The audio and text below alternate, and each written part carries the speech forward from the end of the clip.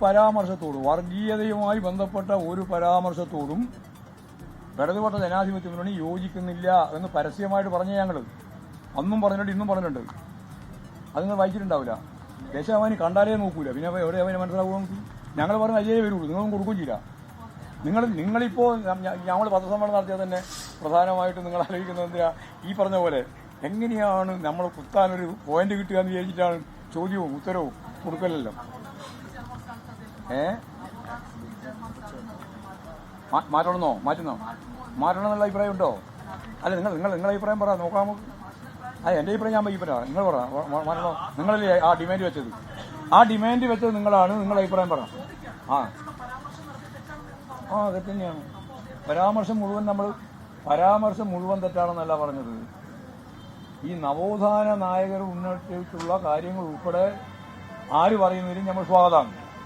എന്നാൽ അതിന്റെ മറവിൽ വർഗീയമായ എന്തെങ്കിലും കാര്യങ്ങൾ പറയുന്നതിനോട് ഞങ്ങൾക്ക് യോജിപ്പില്ല. ഇതാണ് അന്നേ പറഞ്ഞത്, ഇന്നും അത് തന്നെയാണ് പറയുന്നത്. ഒരു വ്യത്യാസമില്ല.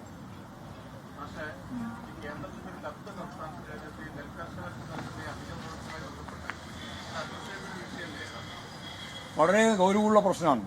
പക്ഷെ ഞാനത് പാലക്കാടേക്ക് വെച്ചതാണ് പോയിന്റ്. മലപ്പുറക്കാരോട് ഈ കൃഷിൻ്റെയും അരിൻ്റെയും നെല്ലിൻ്റെയും ഒന്നും കാര്യം അങ്ങനെ പറഞ്ഞിട്ട് വലിയ കാര്യമില്ല. കൃഷിയുണ്ട്, എന്നാൽ അത്രത്തോളം ഇല്ല. അത് പാലക്കാടാണ് പ്രധാനമായിട്ട് വരുന്നത്. കേരളം നെല്ലിന് നൽകുന്ന അധിക പ്രോത്സാഹന ബോണസ് നിർത്തിവെക്കണം എന്ന് ഇപ്പോൾ കേന്ദ്ര ഗവൺമെൻറ് കത്തിൽ ആവശ്യപ്പെട്ടിരിക്കുകയാണ്.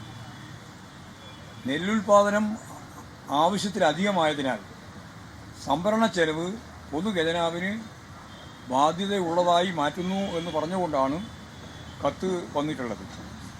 ഈ വിചിത്ര ന്യായം കർഷകരോടുള്ള വെല്ലുവിളിയാണ്.